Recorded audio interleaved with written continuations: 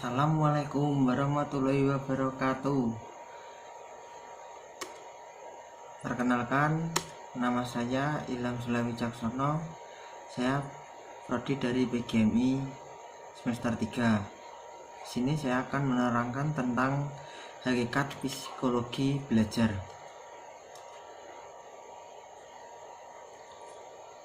Pengertian psikologi secara umum.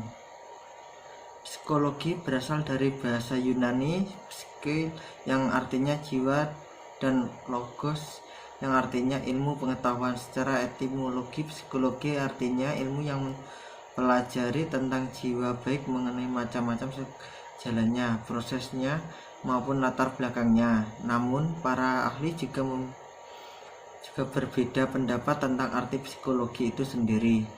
Ada yang berperan dapat bahwa psikologi adalah ilmu jiwa, tetapi ada pula yang berpendapat bahwa psikologi adalah ilmu tentang tingkah laku atau perilaku manusia.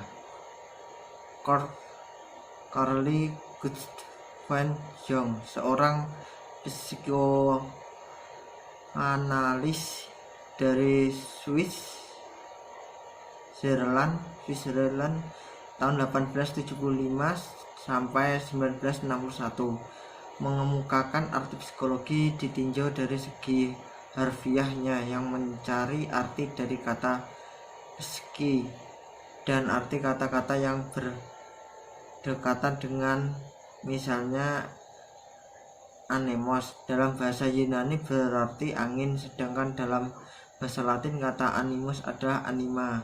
Masing-masing berarti jiwa dan nyawa. Dalam bahasa Arab didapatkan kata roh yang berarti jiwa, nyawa ataupun angin, sehingga ia menduga bahwa ada hubungan antara apa yang bernyawa dengan apa yang bernafas atau angin. Jadi psikologi adalah ilmu tentang sesuatu yang bernyawa.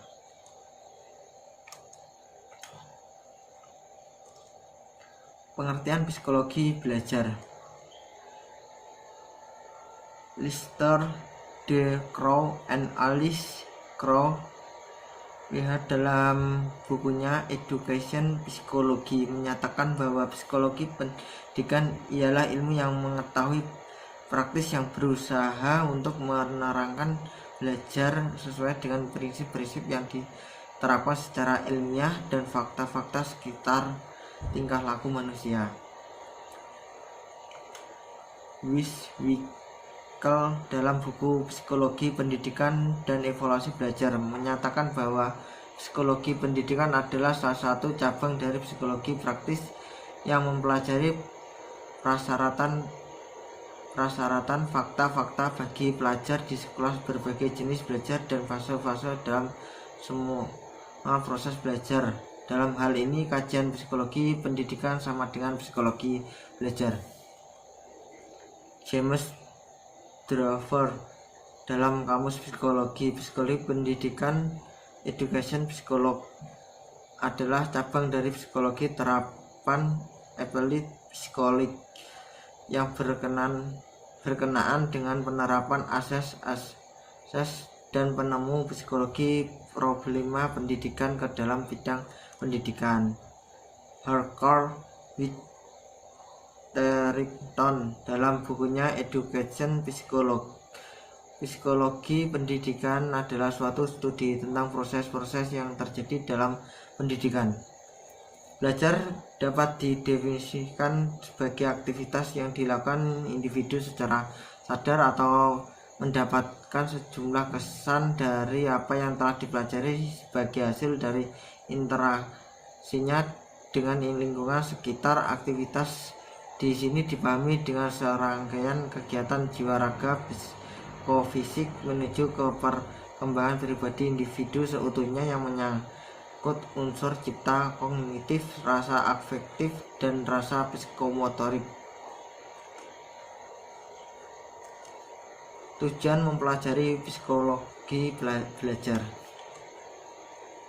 Pekerjaan guru lebih bersifat psikologis daripada pekerjaan seorang dokter, insinyur, atau ahli hukum. Untuk itu, guru hendaknya mengenal siswa atau siswanya serta menyelami kehidupan kejiwaan siswa-siswinya di sepanjang waktu.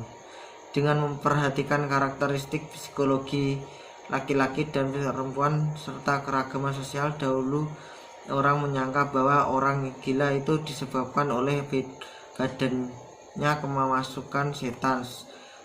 Tetapi orang sekarang sudah berubah pendapatannya.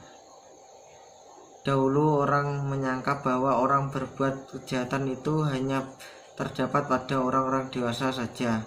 Tetapi sekarang orang berpendapat bahwa kejahatan itu juga terdapat pada anak-anak. Dahulu orang sering marah terhadap anak apabila tidak mau belajar.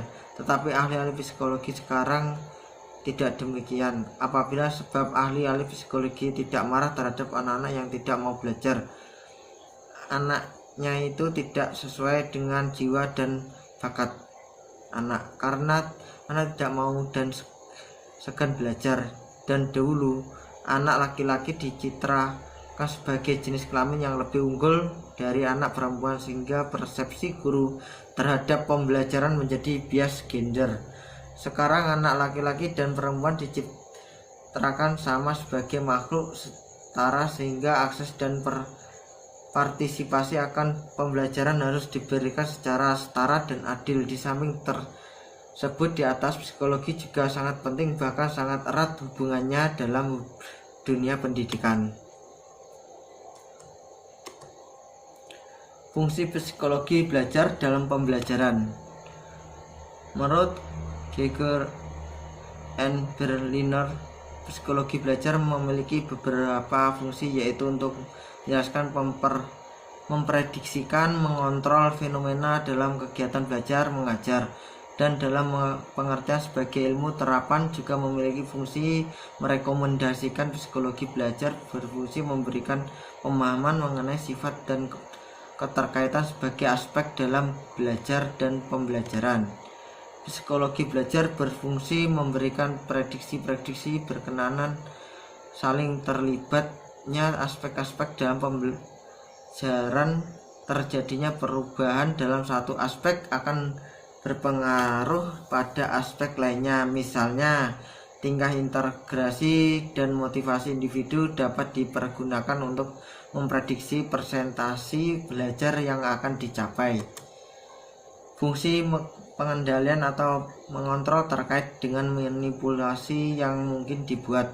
Tentu kita memahami bahwa pengetahuan anak tentang lingkungan tempat tinggal diperoleh dari mata pelajaran pengetahuan sosial.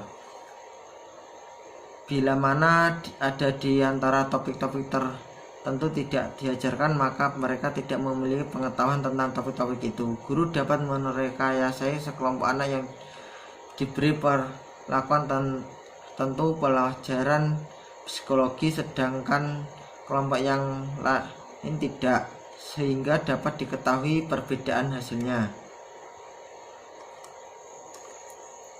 Manfaat pembelajaran psikologi belajar: meletakkan tujuan belajar, mengatur kondisi belajar yang efektif, mencegah terjadinya dan perkembangan gangguan-gangguan mental dan emosi, mempertahankan adanya kesehatan jiwa yang baik, mengusahakan perkembangan daya mampu dan daya guna dari kondisi jiwa sehat yang ada, memberikan berbagai informasi yang diperlukan dalam proses belajar, membantu setiap siswa-siswi dalam mengatasi masalah-masalah pribadi yang dihadapi, dan mengenal dan memahami setiap siswa-siswi baik secara individual maupun secara kelompok.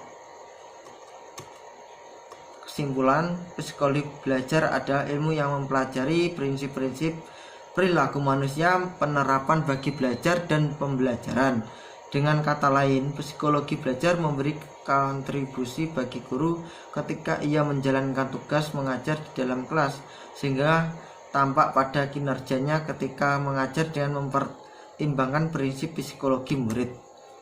Kedua, tujuan mempelajari psikologi belajar antara lain: 1. Untuk membantu para guru dan calon guru agar menjadi lebih bijaksana dalam usahanya membimbing murid dalam proses belajar, dan agar para guru dan calon guru dapat menciptakan suatu sistem pendidikan yang efisien dan efektif dengan jalan pembelajaran, menganalisis tingkah laku murid dalam proses pendidikan untuk kemudian mengarahkan proses-proses pendidikan yang berlangsung guna meningkatkan ke arah yang lebih baik. Dengan demikian, psikologi belajar dapat membantu guru dan memahami bagaimana individu belajar, dan mengetahui individu belajar kita dapat memilih cara yang lebih efektif untuk membantu memberikan kemudahan, mempercepat dan memperluas proses pembelajaran individu. Psikologi belajar dapat dijadikan landasan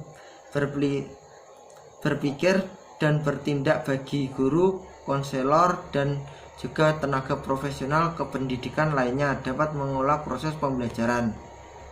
Sekian dari presentasi saya yang saya bawa tentang masalah hakikat psikologi belajar.